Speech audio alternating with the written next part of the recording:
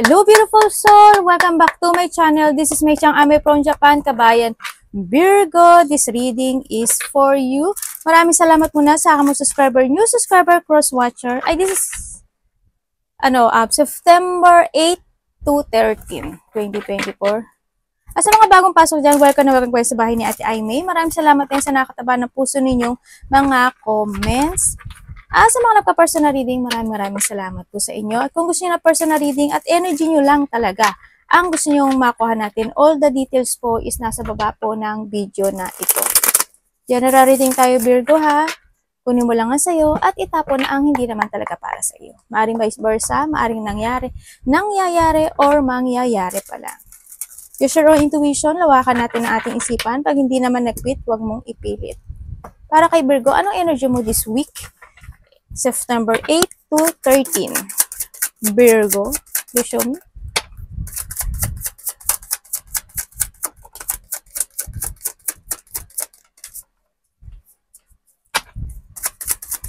Energy ni Virgo this week, you show me. Ayun o. Tumalun eh.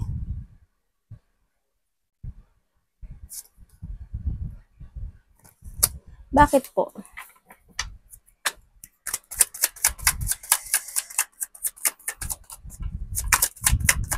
Ang dami ah.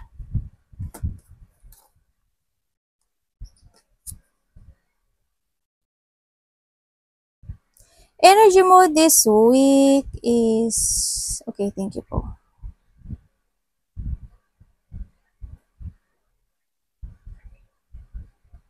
Okay, may mga gusto kang gawin or may mga gagawin or decision, maybe communication sa iba, no? Gagawin or decisions in life o mga plano. Ako nakikita dito na hindi siya magiging clear. Ako nakikita dito, no? Parang, or kung sa communication, hindi clear eh, no? Sa nakita ko, medyo magulo yung isip mo dito. Sa nakikita ko dito.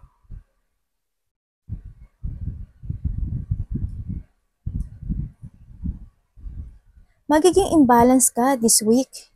Imbalance. And unclear decision, unclear communication, unclear yung mga plano, yung mga ideas, yan, yung mga gagawin actually. Ang nakita ko dito is magkakaroon ng unclear situation dito sa yung energy mo this week. Puro unclear eh. Ang nakita ko dito eh.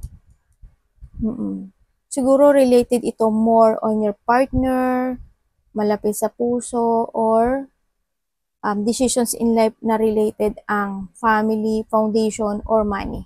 Maaring business o kaperahan ang nakita ko dito, no? Trabaho, pwede din ang nakita ko dito.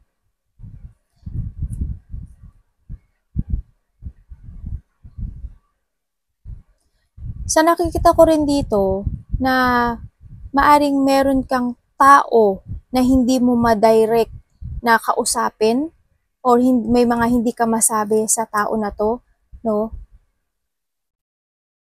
Na gusto mong sabihin pero hindi mo masasabi sa kanya. Kung makikipag-communicate ka, maaring hindi mo masasabi sa kanya. Yun na nakita ko, maaring maguguluhan ka, no? When it comes naman sa mga, yun ang energy mo eh.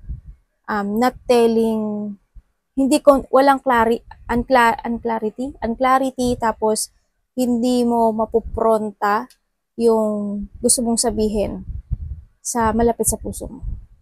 Either sa partner mo, sa kasama mo sa trabaho, or maaring decision mo, ngayon hindi magiging clear talaga siya.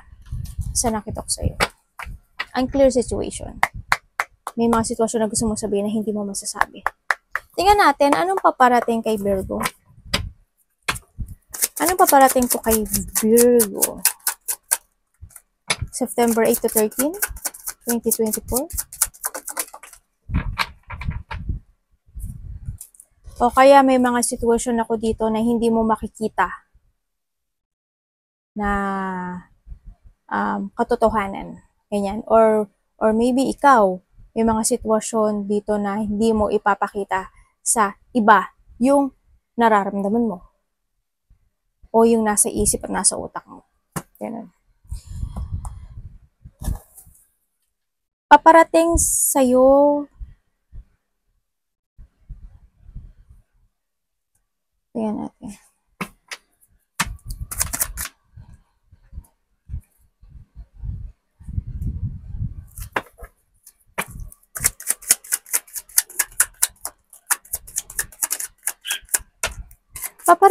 Paparating sa'yo, may hihingi sa'yo ng tulong. Or manghihingi ng advice, or may mga situation ka na didesisyonan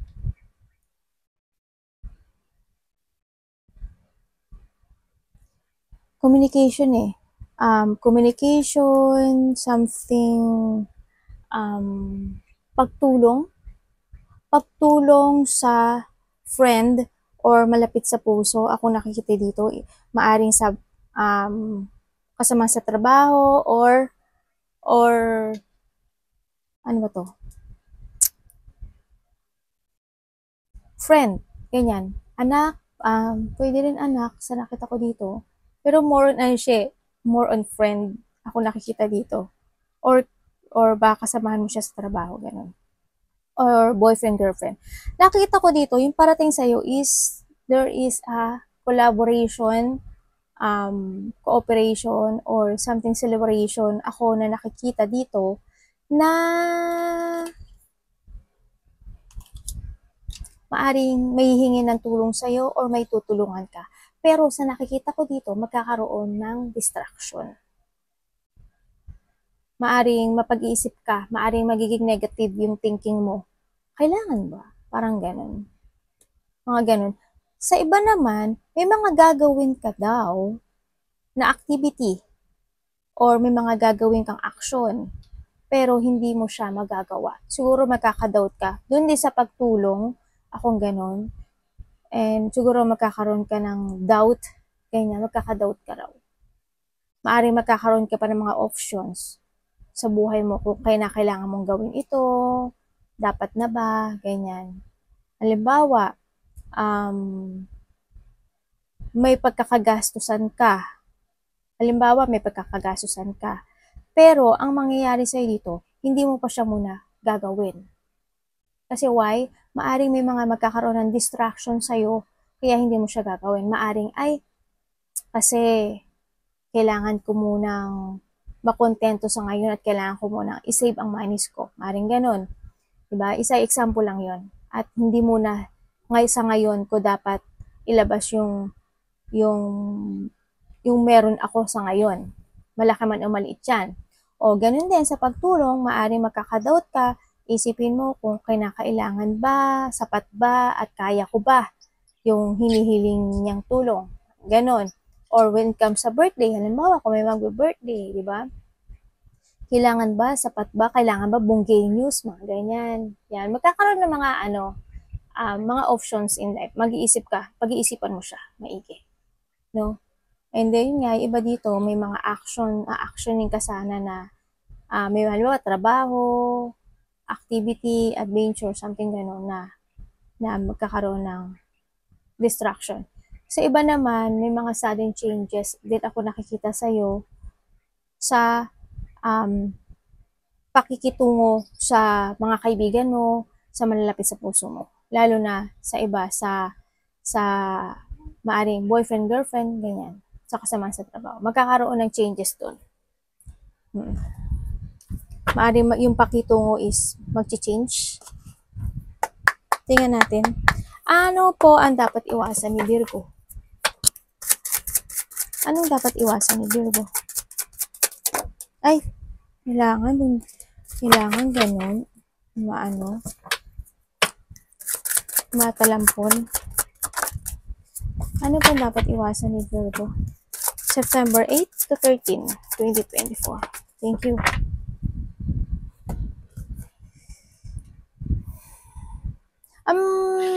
Tingnan natin ha. Gusto ko ma-sure eh. Show me. Thank you.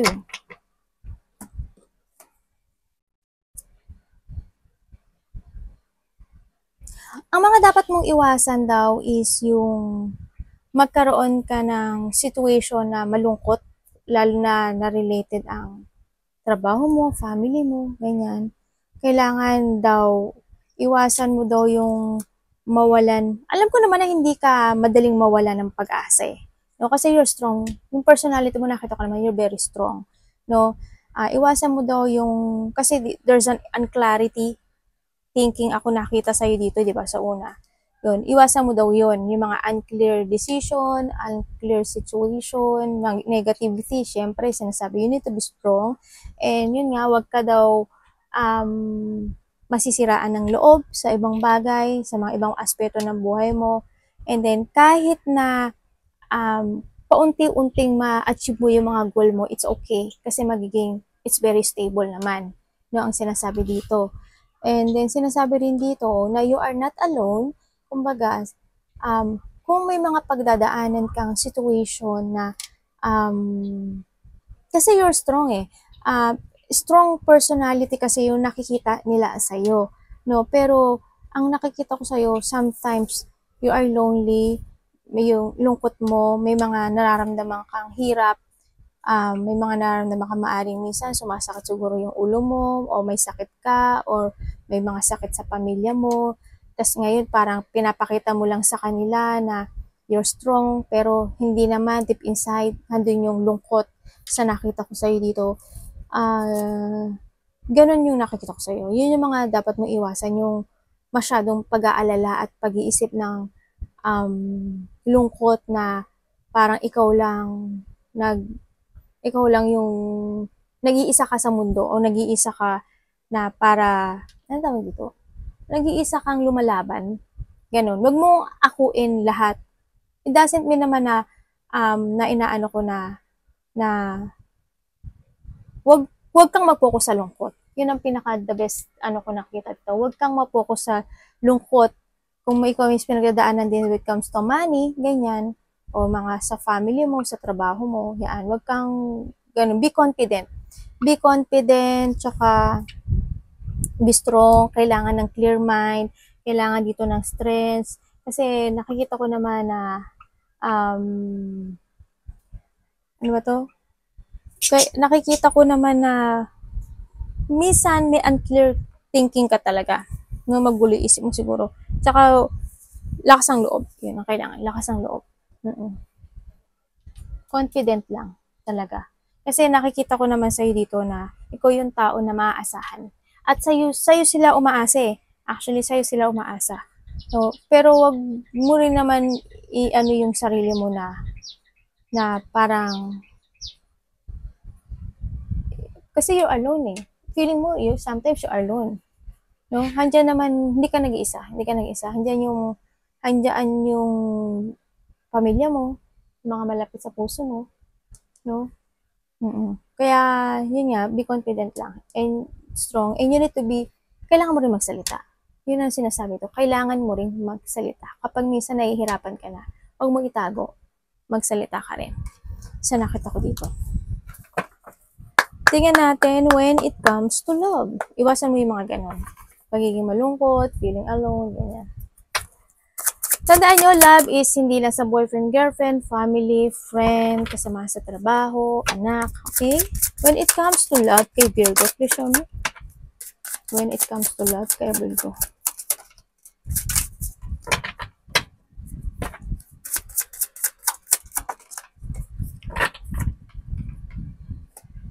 Ang patient mo talaga, no? Okay, thank you. Iangat nga natin itong ano natin. Bakit po?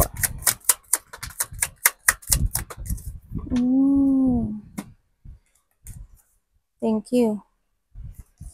When it comes to love, andito ka kasi, may mga sitwasyon ka na kinokontrol mo yung sarili mo. Hindi ka nagsasalita. No? Hindi ka nagsasalita kahit na may mga gusto kang ayusin sa isang relationship, hindi mo sinasabi. Parang you are very silent pero ginagawa mo yung para sa'yo. No? Kaya minsan nakikita ko sa'yo, you are not stable.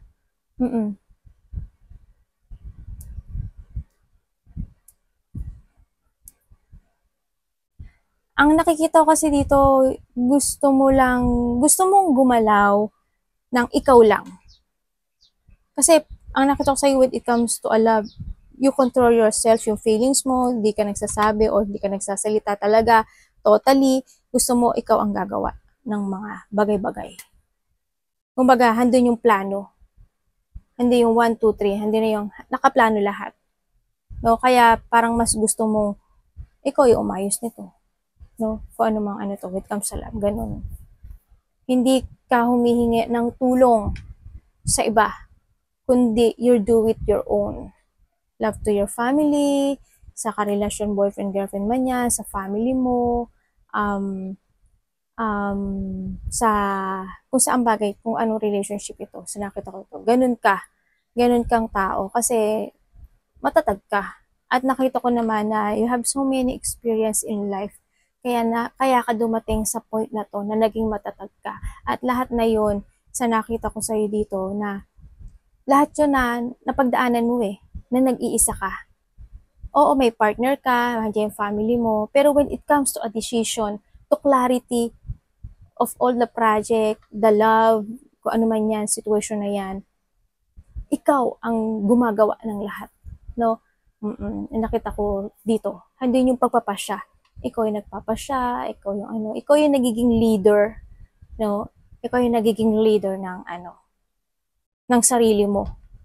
Yan. Kinokontrol mo talaga. Tingnan natin. Handun din yung pagpoprotekta sa sarili mo, no? Kumbaga, may mga nagkakaroon man ng gusot or magulo yung isip, sinasarili mo yun inaayos mo yun lahat no?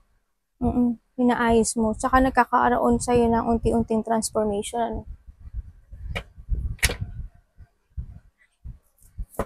Kahit nagkakaroon ka ng failure in life, yan, may mga situation na fail ka, ginagawan mo ng paraan. Tingnan natin advice pala. Advice po kay Virgo, Universe, anong pong advice nyo kay Virgo? Please show me. What is the advice para kay Virgo?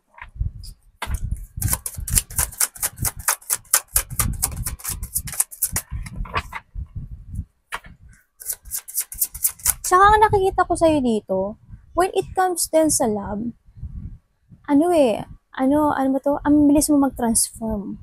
Ang bilis mo mag-transform. O, ang bilis mong ang bilis mong makarecover. Siguro, because of pagiging matatag, because of the more experience na nangyari sa buhay mo, isa yun siguro, no? Kaya, ang nakita ko, yun nga, kapag na talaga, ini-end mo na yung situation. Oo, syempre, andun pa rin yung hurt, pero hindi yung strong personality mo talaga.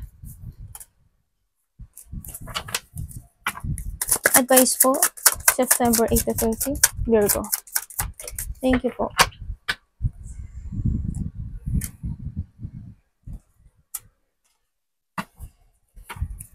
Bakit po? Thank you.